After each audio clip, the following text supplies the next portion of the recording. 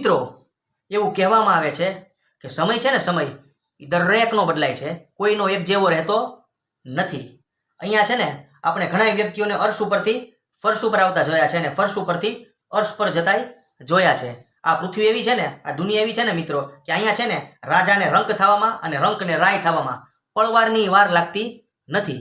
આપણે ધીરુભાઈ અંબાણીને જોયા છે કે જે એના પુરુષાર્થથી, એની મહેનતથી સામાન્ય પરિસ્થિતિમાંથી રાજા જેવા સ્થાને, હું તો કહું છું મહારાજા જેવા સ્થાને પહોંચી ગયા અને સાતે પેઢીઓ, સાતે નહીં વધારે જે પેઢીઓ છે એ તારી નાખી. અને આપણે ઓલા કિંગફિશરના માલિક, નામ નહીં લઉં, એને જોયા છે કે જે ક્યાં હતા ને ક્યાં પતન પામ્યા. બરાબર. તો મિત્રો વાત એ છે કે કોઈ પણ વ્યક્તિ છે ને એ મહેનત કરીને પોતાના સમયને બદલાવી શકે છે. આ જ વસ્તુને સાબિત કરતી એક નાનકડી મસ્તીની એક પિતા અને પુત્રીની વાત લઈને તમારી સમક્ષ હું રજૂ થયો છું. તો મિત્રો ચાલો વાર્તા શરૂ કરીએ. છેલ્લે સુધી જોજો, આમાં બહુ શીખવાનું છે. બરાબર.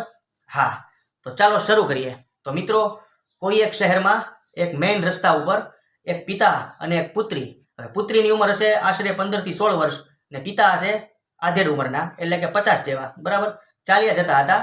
ત્યાં પુત્રી છે ને એ દૂર એક 5 સ્ટાર હોટલ તરફ આંગળી ચીંધીને એના પિતાને કહે છે કે જો પપ્પા, મારે ત્યાં જમવા જવું છે.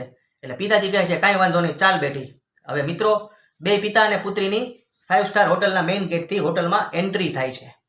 વેઇટર છે ને એ બેનું સ્વાગત કરવા આવે છે અને એની શિસ્ત પ્રમાણે એ બંનેને કહે છે કે આવો, બેસો, શું લેશો?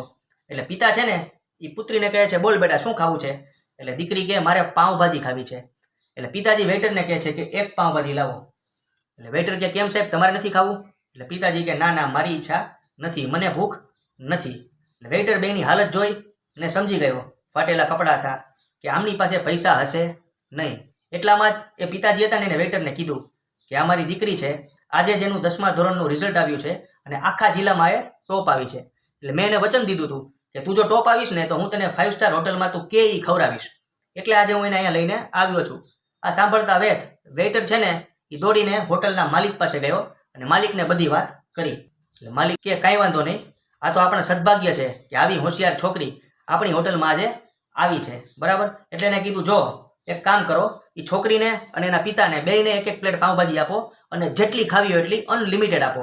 પ્લસ 15 થી 20 પાર્સલ આપો પાઉંભાજીના અને 15 થી 20 પાર્સલ સ્વીટના આપો, જેથી કરીને એ એના એરિયામાં વહેંચી શકે અને પાર્ટી કરે. એટલે વેઇટર છે એની આનંદ વિભોર થઈને બે પાસે ગયો અને બેયને એક એક પ્લેટ પાઉંભાજી આપી. હવે પિતાજી ચમકી ગયા. પિતાજી કે મેં તો નહોતી માગી. એટલે વેઇટર કે કાંઈ વાંધો નહીં, મેં તમારી આ પુત્રીની વાત અમારા સાહેબને કરી. એટલે એ ખુશ થઈ ગયા અને એને કીધું કે આ બેયને છે ને જે વસ્તુ આપીને એ આપણા તરફથી છે અને ભલે જલસા કરે, કેમ કે આ તો ગર્વની વાત છે. કોઈ દીકરી છે એ જિલ્લામાં ટોપ આવી હોય ને આપણે ત્યાં આવે, એ મોટી ગર્વની વાત છે. એટલે આ આપણા તરફથી. એટલે પિતા અને પુત્રી બે ખુશ થઈ ગયા અને ખુશ થઈને ત્યાંથી આ લોકોનો આભાર માની, આ લોકોને ધન્યવાદ કરીને ચાલ્યા ગયા. હવે મિત્રો વાર્તા છે ને એ 7 વર્ષ ફોરવર્ડ થાય છે. 7 વર્ષ પછી એક છોકરી નવયુવાન 22 વર્ષની એ જ શહેરમાં, એ જ જિલ્લામાં IPS તરીકે નિમણૂક પામે છે. દિવાળીનો સમય હોય છે, રાત્રિમાં શહેરને દુલ્હનની જેમ રોશનીથી શણગારી દીધું હોય છે. હવે આ IPS છોકરી છે ને એ જ હોટલમાં જમવા જાય છે. હોટલનો દરવાજો ખુલે છે અને પિતા પુત્રીનો પ્રવેશ થાય છે. આ ઈ જ છોકરી છે, આ ઈ જ પિતા છે જે ફાટેલી હાલતમાં 7 વર્ષ પહેલા ત્યાં જમવા આવ્યા હતા. છોકરી 10મું ધોરણ ટોપ કરી હતી ત્યારે. વેઇટર એ જ વેઇટર આવે છે અને શિસ્ત પ્રમાણે એ લોકોને આવકાર આપે છે કે આવો, બેસો, શું લેશો? એટલે પિતા કહે છે કે એક પાઉંભાજી આના માટે. આટલું સાંભળતા હવે વેઇટરને કંઈક તો ચમકારો થાય છે અને IPS ઓફિસર હતા એટલે એના સ્વાગત માટે આખી હોટલનો સ્ટાફ અને માલિક પણ હતા. હવે આટલું સાંભળતા કે એક પાઉંભાજી આપો, વેઇટર અને હોટલનો માલિક બેયના કાન ચમક્યા અને બેયની આંખોય થોડીક ચમકી. થોડોક એ લોકોનો અણસાર આવી ગયો.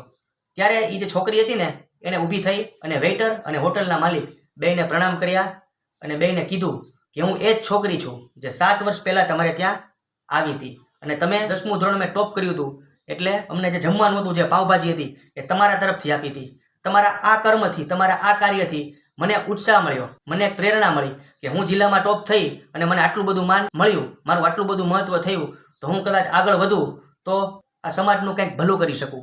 તમારા આ કર્મથી જ હું અહીંયા સુધી પહોંચી છું. આટલું સાંભળતા વેઇટર અને હોટલનો માલિક છે ને બે આનંદ વિભોર થઈ ગયા. બે નાકમાંથી આંસુ નીકળી ગયા અને છોકરીએ કીધું IPS ઓફિસરે કે આજે આ હોટલનો તમામ સ્ટાફ અને આ હોટલમાં અત્યારે છે અને જેટલા જમવા આવશે એ બધાને જમવાનું અમારા તરફથી પ્લસ 400-500 પાઉંભાજીના પાર્સલ બાંધી દો અને 400-500 સ્વીટ છે એના બોક્સ બાંધી દો. આજે જે જરૂરિયાતમંદ લોકો છે એને વિતરણ કરવામાં આવશે અમારા તરફથી. અને આ બધું થયું શું કામ? કેમ કે તમે તે દિવસે અમને આટલું માન આપ્યું અને પ્રેમથી જમાડ્યા, જેથી કરીને મને પ્રેરણા મળી. તો મિત્રો, આ વાર્તાથી આપણને શું શીખવા મળે છે કે આજે આપણી હાલત ગમે તે હોય, આજે આપણે ગમે તે પરિસ્થિતિમાં હોઈએ, પૈસા હોય ન હોય, ઘર હોય ન હોય, કાંઈ પણ હોય કે ન હોય, મહેનતથી બધું જ મળી શકે છે. એટલે મહેનત ઉપર વિશ્વાસ રાખો. મહેનત કરશો ને તો સફળતા છે ને તમારા ચરણોમાં હશે. સમજ્યા? તો ફરી નવા વિડીયો સાથે મળશું કાલે. અને આ વિડીયો સારો લાગ્યો હોય તો વિડીયો લાઈક કરો, ચેનલ સબસ્ક્રાઈબ કરો અને વિડીયોને શેર કરો. આગની જેમ ફેલાવી દો. બરાબર? હવે ચશ્માએ પડી ગયા. તો ચાલો ત્યારે જય શ્રી રામ.